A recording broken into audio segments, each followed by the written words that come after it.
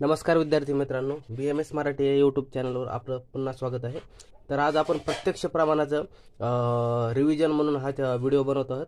तर प्रत्यक्ष प्रमाण आपल्या यूट्यूब चॅनलवर पूर्णपणे आपण 6 लेक्चरमध्ये संपवलेलं आहे. तर आज आपल्या प्रत्यक्ष प्रमाणाचे क्विक रिव्हिजन म्हणून आजचं लेक्चर आपण बनवत आहोत. तर चला व्हिडिओला सुरुवात करूया.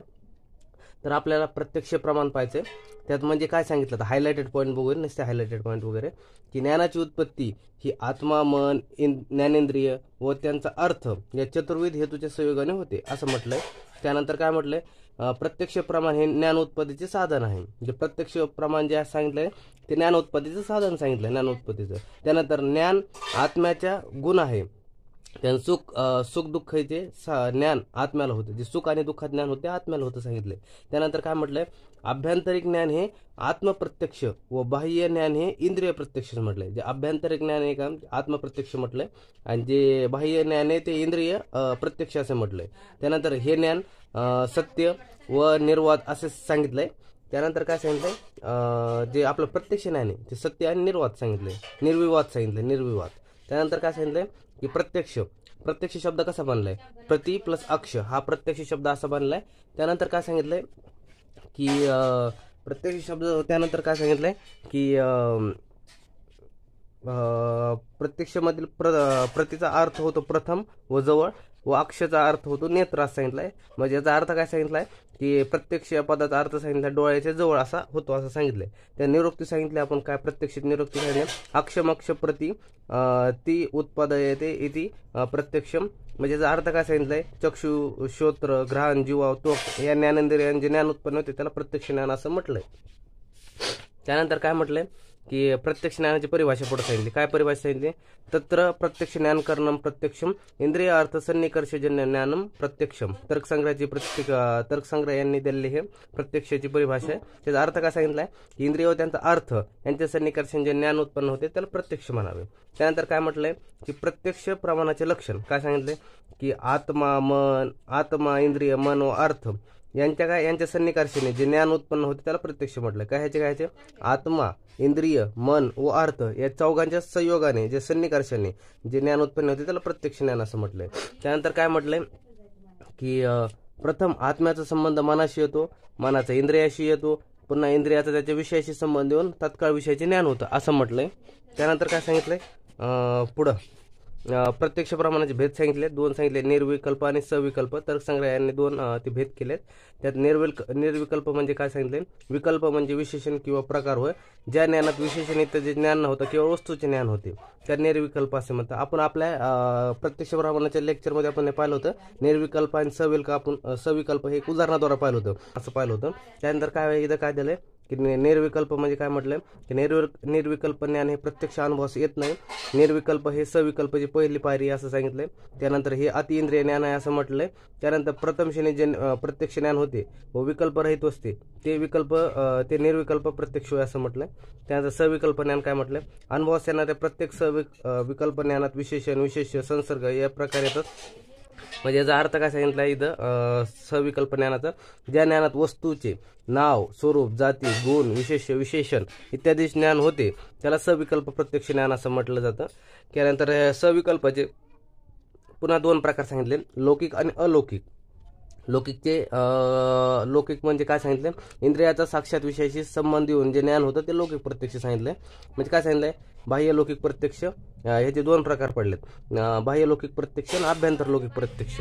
जे बाह्य लौकिक प्रत्यक्ष काय सांगितलंय की इंद्रिय भेदाने बाह्य प्रत्यक्ष ज्ञान होते. याचे 5 प्रकार सांगितले. म्हणजे काय सांगितलं, याचे 5 प्रकार कोण सांगितले, श्रोत्रज प्रत्यक्ष, त्वक प्रत्यक्ष, चक्षु प्रत्यक्ष, रासन प्रत्यक्ष आणि घ्राणज प्रत्यक्ष. श्रोत्रज प्रत्यक्ष म्हणजे काय सांगितले, श्रवण इंद्रियाद्वारे होते, जे श्रवण इंद्रियाद्वारे होते श्रोत्रज प्रत्यक्ष. शब्दत्व, शब्द अभावांचे प्रत्यक्ष ज्ञान होते. त्यानंतर त्वक प्रत्यक्ष सांगितलंय, याचे ज्ञान स्पर्श इंद्रियाद्वारे होते, म्हणजे शीत, उष्ण या गुणांचे ज्ञान हे स्पर्शाद्वारे होते.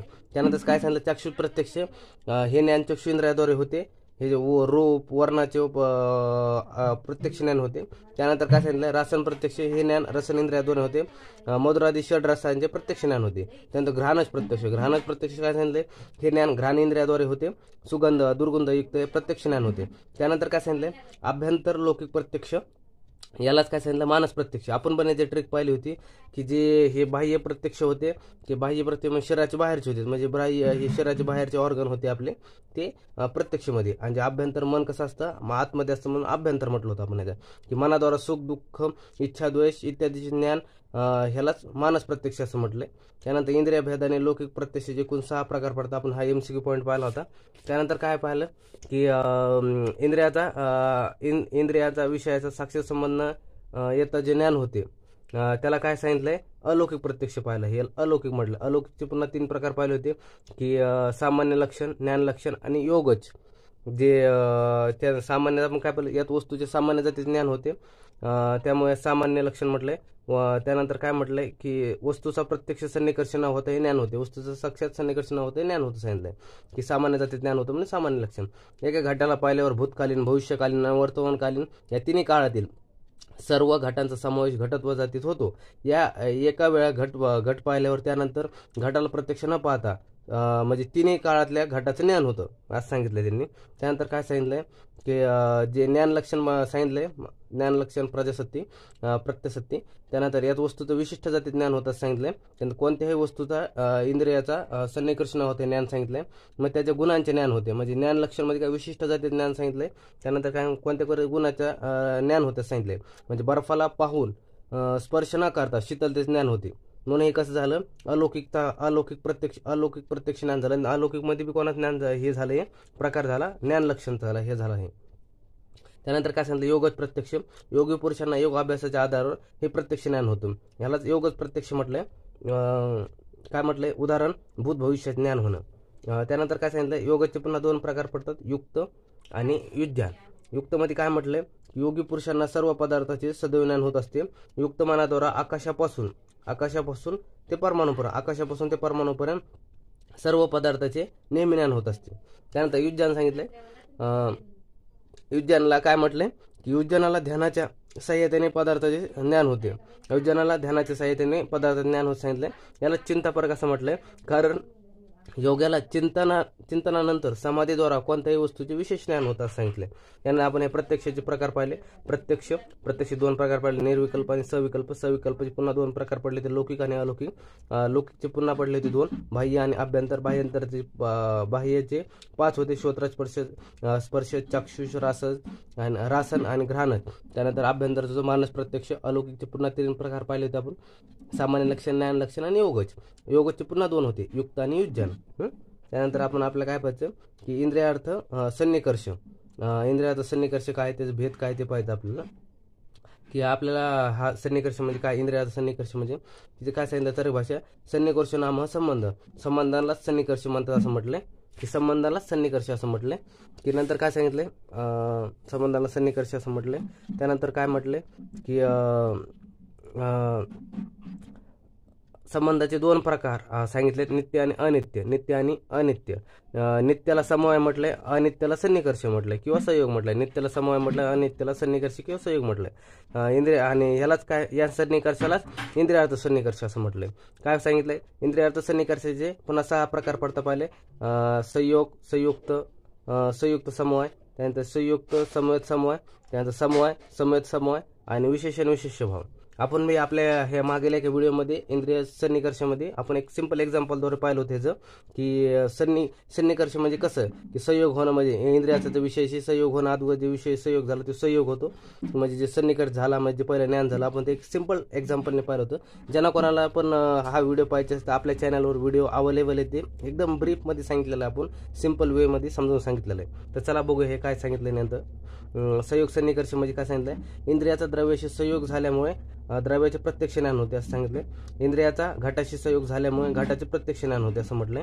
त्यानंतर संयुक्त समवाय सन्निकर्षामध्ये काय सांगितलंय की इंद्रियाने द्रव्यात राहणारे गुण, कर्म, जाती जेव्हा प्रत्यक्ष ज्ञान होते तेव्हा इंद्रियाचा व त्याच्या विषयांचा संयुक्त समवाय सन्निकर्ष होता असं म्हटलंय. त्यानंतर घटादी द्रव्यांचे, रूपादी गुणांचे संयुक्त समवाय सन्निकर्ष प्रत्यक्ष ज्ञान होते असं म्हटलंय.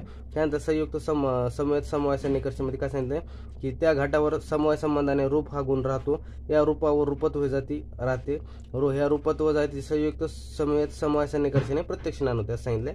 त्यानंतर समवाय सन्निकर्ष म्हणजे काय सांगितलंय, अयुत सिद्ध संबंध, याला समवाय संबंध असं म्हटलंय. म्हणजे काय पुढे काय सांगितलंय की शब्द व आकाश यांच्यात जो समवाय संबंध आहे ना, म्हणजे ह्यो समवाय सन्निकर्ष झाला. म्हणजे सांगितलंय की श्रोत्रेंद्रियाने शब्दाचे जेव्हा प्रत्यक्ष ज्ञान होते, कानात शब्दाचा समवाय सन्निकर्ष होतो. काय सांगितलं पुढं, समवाय सन्निकर्ष पाचवा प्रकार सांगितलाय. शब्दाची शब्दत्व जाती असते आणि शब्दाची शब्दत्व जाती श्रोत्याला समवाय सन्निकर्षाने कळते.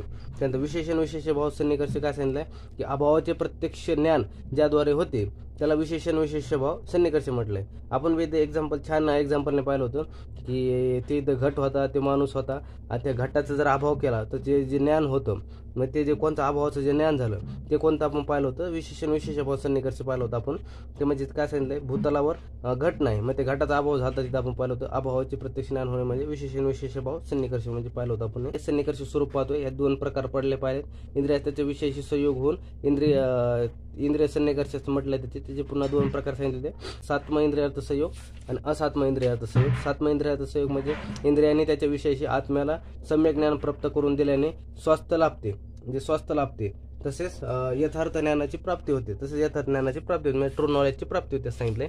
त्यानंतर असात्म काय सांगितले, इंद्रियाचा त्याच्या विषयाशी विषम स्वरूपात संयोगाला असात्म इंद्रियात संयोग म्हटलंय. त्याचे पुन्हा तीन प्रकार पाहिले होते पडतात, तीन: मिथ्यायोग, अतियोग, अयोग. मिथ्यायोग म्हणजे पंच ज्ञानेंद्रिय व त्यांच्या विषयाशी विकृत स्वरूपाचा मिथ्यायोग, म्हणजे शीत ऋतू समजा वर्षा होणे. त्यानंतर काय सांगितलं, अतियोग, ज्ञानेंद्रिय त्याच्या विषयाशी अतियोग होणं, म्हणजे सूर्याकडे वारंवार तीक्ष्ण प्रकाशात पाहिल्याने चक्षु इंद्रियाचा अतियोग होणं. त्यानंतर अयोग म्हणजे काय, इंद्रियाचा त्याच्या विषयाशी खूप कमी प्रमाणात संयोग होणं, म्हणजे अयोग. म्हणजे कसं सांगितले, चक्षु इंद्रियाद्वारे अतिसूक्ष्म वस्तू पाहणे व ती योग्य प्रमाणात न दिसणे, म्हणजे चक्षु इंद्रियाचा अयोग झाला असं म्हटलं. काय सांगितलं पुढं की सांख्यांनी बुद्धी, अहंकार व मन यांना अंतःकरण म्हटलेलं आहे.